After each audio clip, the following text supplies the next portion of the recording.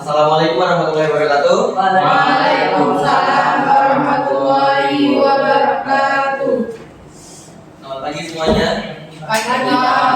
Gimana kabarnya? Alhamdulillah luar biasa. Allahu Akbar. Oke ya. Pada pagi hari ini kita akan memulai pembelajaran. Jadi Bapak minta Al-Fadhizi untuk memimpin doanya sebelum pembelajaran dimulai. Silakan. Baik, sebelum memulai pembelajaran hari ini akan kami kita berdoa mulai. Bismillahirrahmanirrahim. Amin. Nah, oke. Siapa yang hari ini enggak Ada semua ada Pak. semua ya? Alhamdulillah. Jadi alhamdulillah sekarang hadir semua. Sebelum memulai pembelajaran, coba lihat kanan kiri, depan belakang, ada sampah. Tolong diambil dulu. Tempat duduknya juga tolong dirapiin. Ya, silakan. Ya, boleh silakan. Tempat duduknya tolong dirapikan ya untuk kenyamanan kita belajar. Oke, sebelum kita masuk ke materi hari ini, ada yang masih ingat nggak apa materi kita di pembelajaran sebelumnya? Saya Pak, Ya, Rama? integrasi nasional Pak. Integrasi nasional. Ada yang tahu nggak apa itu integrasi nasional? Ini Pak, Ya, integrasi nasional adalah suatu kesatuan di dalam suatu negara yang dijadikan sebagai acuan untuk bersama. oke. Jadi integrasi nasional merupakan proses penyatuan dari berbagai kelompok sosial budaya, wilayah, dan lembaga negara ke dalam kesatuan bangsa yang lebih utuh dan solid, ya lebih harmonis begitu ya. Oh ya, sebelum ini Bapak tuh tadi udah nyiapin ya kata-kata mutiara atau motivasi lebih tepatnya untuk pembelajaran sebelum kita mulai pembelajaran pada pagi hari ini untuk kita lebih termotivasi lagi. Jadi Bapak ini ada ya sini dulu juga. Kenapa? Siapa namanya? Jika telat, kenapa telat? Maksudnya lain kali yang begadang ya. Silakan dulu. Oke, kita lanjut ya. Bapak ada kata-kata motivasi ini. Jadi berani bermimpi besar, tapi jangan lupa bangun dan bekerja keras untuk mewujudkannya. Kalau kita mempunyai mimpi besar, tapi kita tidak bangun dan mewujudkannya, itu percuma saja. Itu hanya ada di dalam pikiran kita, tidak terwujud begitu kan. Jadi kalau kalian punya mimpi yang besar, silahkan kalian bangun lalu bekerja supaya mimpi itu menjadi nyata. Oke? Nah, kita langsung saja ya ke dalam materi pada pagi hari ini. Sesuai yang terlampir di layar, materi kita ini ancaman terhadap ideologi, politik, ekonomi, sosial, budaya, pertahanan, dan keamanan, serta strategi mengatasinya dalam Bhinneka Tunggal Ika. Ada yang tahu nggak apa itu ancaman? Tentang ya? Ancaman merupakan suatu keadaan yang membahayakan suatu Ya. suatu keutuhan negara. Oke, ancaman merupakan sesuatu yang membahayakan negara ya. Ada yang lain? Ada yang pernah merasa terancam atau bagaimana gitu? Oke, mungkin nggak ada, langsung aja ini ya.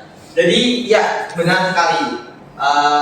Ancaman merupakan setiap usaha dan kegiatan dalam negeri maupun luar negeri yang dinilai membahayakan kedaulatan negara, keutuhan wilayah negara, dan keselamatan segenap bangsa. Nah, itu tadi yang dikatakan oleh siapa namanya? Dimas. Itu sangat benar sekali ya. Dan di sini ada tujuan dari ancaman ini untuk mengubah tatanan suatu bangsa dan negara yang awalnya damai, harmonis, tentram, aman menjadi berantakan dan hancur.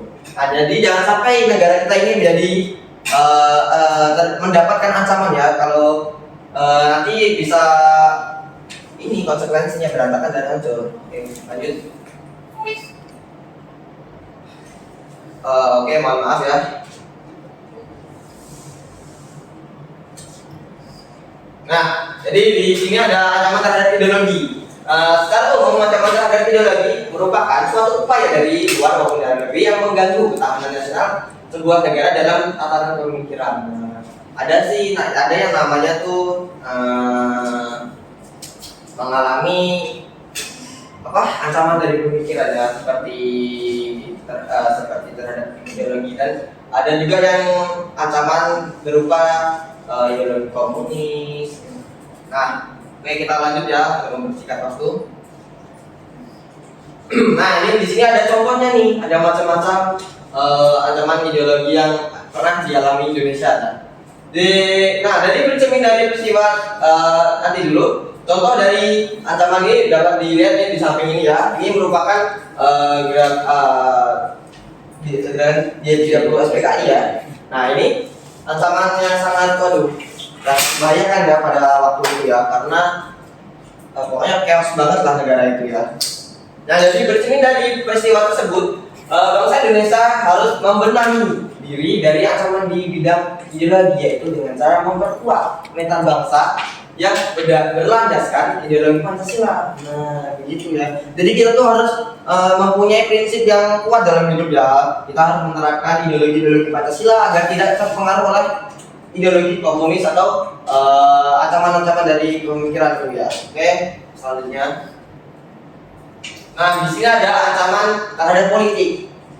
Ancaman di bidang politik ini tindakan yang mengancam integrasi nasional dan akan terus dihadapi oleh bangsa Indonesia. Ancaman ini bisa berasal dari dalam maupun luar negeri. Nah, ancaman di bidang politik ini juga merupakan salah satu hambatan dan tantangan yang bertujuan untuk menjaga keutuhan dan kedaulatan negara. Seperti yang kita ketahui ya, sekarang ini sudah memasuki masa-masa pilkada begitu kan. Nah, ini juga sangat riskan untuk mendapatkan ancaman karena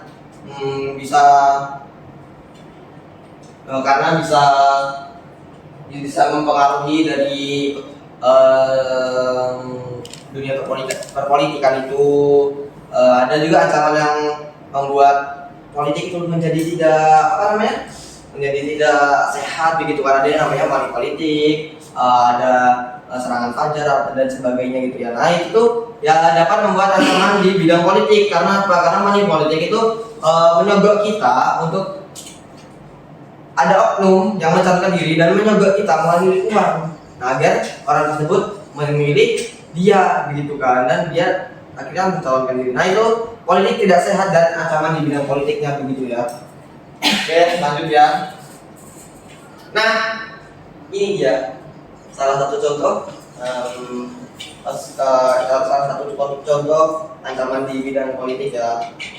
Ada korupsi di Indonesia. Nah, oke, selanjutnya ada ancaman di bidang ekonomi, merupakan usaha dan kegiatan baik itu berasal dari dalam maupun luar negeri yang dinilai mengancam dan membahayakan keamanan finansial serta pertumbuhan ekonomi nasional bangsa Indonesia. Ancaman ekonomi ini terjadi di berbagai lini kehidupan bernegara ya. Berikut ini ada beberapa contoh ancaman ekonomi. 1. Inflasi. 2. Meningkatnya angka pengangguran. 3. Ketidakjelasan sistem perekonomian di negara. 4. Kondisi infrastruktur. Dan 5 dan 6. Ketergantungan dengan barang impor dan utang dari negara lain. Nah, yang mau membahas di poin nomor 4 nih, kondisi infrastruktur. Di Indonesia ini infrastrukturnya belum terlalu merata karena banyak pembangunan itu yang difokuskan pada Pulau Jawa, dan pulau-pulau lain itu tidak mendapatkan infrastruktur yang memadai yang mendukung untuk transportasi itu memasok barang gitu kan. Jadinya ini juga merupakan ancaman yang dapat memperlambat laju ekonomi kita untuk menjadi lebih baik ya. Oke, Oke, mungkin itu aja yang teman dari bidang ekonomi. Selanjutnya, nah ini ada strategi mengatasinya di bidang ekonomi. Nah, satu ada sistem ekonomi yang kerakyatan, dua mengatasi masalah kesenjangan ekonomi, tiga mengatasi masalah korupsi, mengatasi masalah infrastruktur dan lain-lain sebagainya. Ya. Kita lanjut saja. Nah, di sini ada ancaman terhadap sosial budaya. Ancaman ini berdampak bagi kelangsungan suatu daerah atau negara. Nah, ini sosial budaya ini sangat berbahaya ya ancaman ini, karena kita kan di Indonesia ini memiliki berbagai banyak suku, budaya, ras, agama dan oke, kita dulu dan antar golongan begitu kan. Jadi kalau ancaman ini sampai terjadi, wah ini sangat chaos ya di Indonesia ini, karena dapat mengakibatkan pertumpahan darah mungkin. Oke. Jadi di sini ada isu yang menjadi titik pangkal timbulnya permasalahan seperti separatisme, terorisme, kekerasan dan bencana akibat ulah manusia. Isu tersebut yang akan mengancam persatuan dan kesatuan bangsa, nasionalisme dan patriotisme. Nah ini ancaman dari luar timbul akibat pengaruh globalisasi negatif, antaranya mundurnya gaya hidup konsumtif, munculnya sifat hedonisme, adanya sikap individual, dan muncul gejala westernisasi.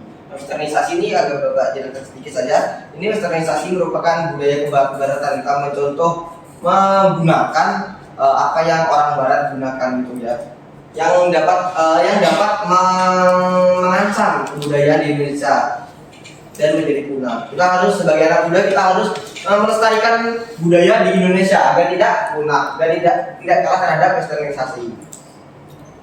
Nah ini ada cara mengatasi terhadap ancaman terhadap sosial dan budaya. Nah, satu, menghargai dan melestarikan budaya lokal, pendidikan tentang budaya dan sejarah, menggalakkan dialog antar budaya. Ini maksudnya kita saling berkomunikasi antara orang yang berpengaruh dalam budaya tersebut. Oke, kita langsung cepat saja. Nah, ini ada ancaman di bidang militer yang menggunakan kekuatan senjata dan dilakukan secara terorganisasi. Ancaman ini dinilai dapat membahayakan kedaulatan negara. Oke, langsung saja.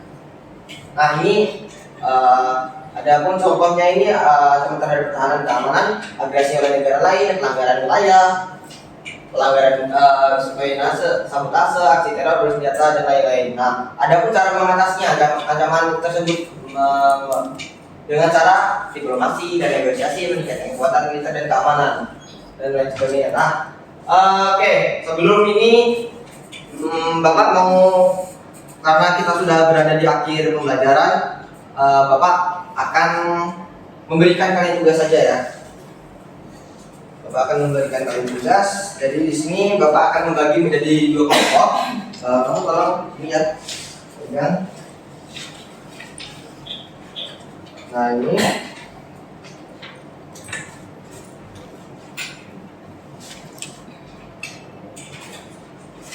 Nah ini sama ini. Kalau ini remak, nanti ada teman-teman kelompoknya ini untuk. Oh ya, ini kan bagi menjadi 2 kelompok. Kalau nanti didiskusikan ya di rumah, karena waktunya udah habis. Kalau didiskusikan di rumah, minggu depan kita presentasi dari diskusi kelompok ini. Nah, jadi di sini kita Bapak akan mengakhiri pembelajarannya. Ada yang mau membantu menyimpulkan? Ya, silakan. Jadi dari kesimpulan materi yang tadi itu ada beberapa macam ancaman seperti ancaman ideologi, politik, ekonomi dan lain-lain. Ya. Dan perlu upaya serius dari berbagai pihak untuk mengatasi ancaman-ancaman tadi agar bisa tidak mengganggu stabilitas nasional. Oke, terima kasih Dinantia. Beri tepuk tangan dulu untuk Dini. Nah, benar yang dikatakan Dini tadi ya. Kesimpulan pada materi hari ini yang dibahas menunjukkan bahwa ancaman terhadap negara Indonesia dalam berbagai bidang termasuk ideologi, politik, ekonomi, sosial budaya, pengamanan, keamanan merupakan tantangan yang signifikan dalam konteks Bhinneka Tunggal Ika, artinya sangat membahayakan. Oke, mungkin cuman sekian aja ya pembelajaran pada pagi hari ini. Bapak akan menutup Oh iya, jangan lupa ya, itu tugas kelompoknya ya, minggu depan dipresentasikan. Oh, mungkin hanya itu saja yang dapat Bapak sampaikan. Bila ada kata yang kurang berkenan, tolong dimaafkan kepada Allah. Saya mohon ampun. Wassalamualaikum warahmatullahi wabarakatuh. Waalaikumsalam warahmatullahi wabarakatuh. Bapak permisi keluar duluan ya. Ya, Pak.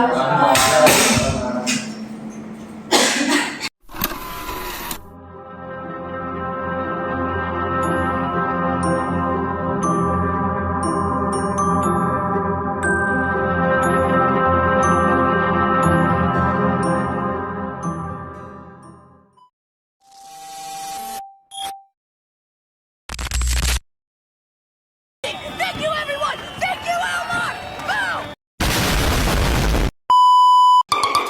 Boom!